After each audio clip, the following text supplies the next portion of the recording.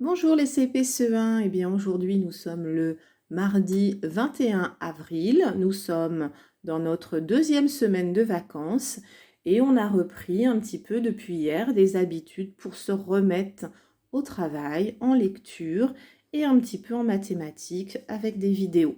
Alors aujourd'hui je vous propose une nouvelle petite histoire dont le titre est Niki et les animaux de l'hiver. Donc là, dans cette vidéo, ça concerne l'histoire que j'ai donnée à vos parents qui est de niveau 2. C'est-à-dire que là, il y a un petit peu moins de lecture que dans le niveau 3 que j'ai aussi envoyé. Et il y a des aides de couleurs pour vous aider à reconnaître certains sons. Donc là, ce n'est pas écrit dans le niveau 2 de cette histoire, mais je voulais vous dire que cette histoire ne se passe pas en France. Cette histoire se passe... Alors, j'ai trouvé une carte qui me restait à la maison. Les autres sont restés à l'école. Donc, notre pays, c'est la France, hein, avec Paris, hein, la capitale. Eh bien, l'Ukraine, vous voyez, c'est ce pays-ci qui est plus à l'est de la France, hein, plus à droite. Et donc, Niki vit en Ukraine. Donc, je pensais important de vous le dire. Voilà pour notre partie géographie. Donc, c'est parti. Donc, ce matin, je vous avais demandé de lire l'épisode 1 et l'épisode 2. Et cet après-midi, vous devez lire la suite. Alors, je place mon écran correctement. Alors ici, vous avez un petit livre. C'est ce que je vous demande de lire tout seul. Ici, il y a une petite oreille, c'est-à-dire que là, vous allez écouter l'histoire. Bien sûr, le mieux serait d'essayer de tout lire, surtout les CE1. D'accord? Alors c'est parti, nous commençons l'histoire. Épisode 1. Il était, une fois, un garçon nommé Niki. Il rêvait d'avoir des moufles blanches, mais Baba, sa grand-mère, ne voulait pas lui en donner. Vous voyez, on a souligné les lettres qui sont muettes, qui ne se prononcent pas. Mais Niki avait tellement envie de ces moufles blanches que Baba accepta finalement de lui en tricoter. Lorsqu'elle eut fini, elle dit « Quand tu rentreras à la maison, je m'occuperai d'abord de savoir si tu vas bien. Mais aussitôt après, je demanderai à voir tes moufles. »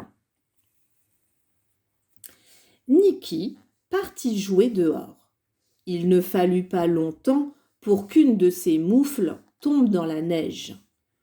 Une taupe, sortant de sa galerie, découvrit la moufle et s'installa dedans. C'était confortable et chaud, juste à sa mesure. Elle décida d'y rester. Nous allons lire l'épisode 2, la suite.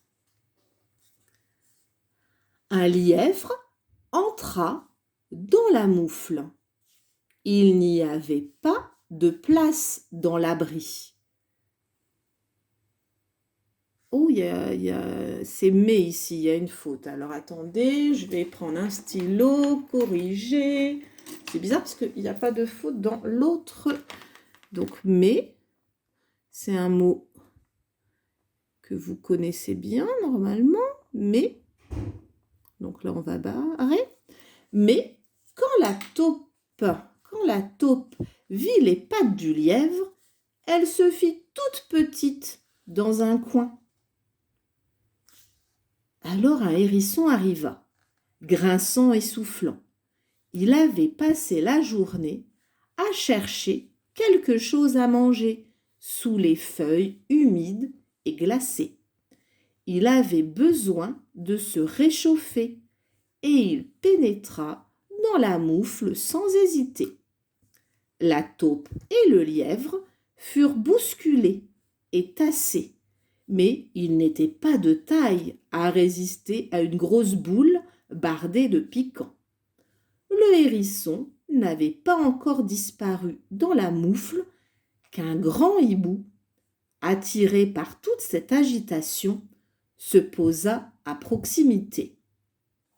Lorsqu'il s'introduisit, lui aussi, dans la moufle, la taupe, le lièvre et le hérisson grognèrent. Mais en remarquant les serres de l'oiseau de proie, ils le laissèrent s'installer.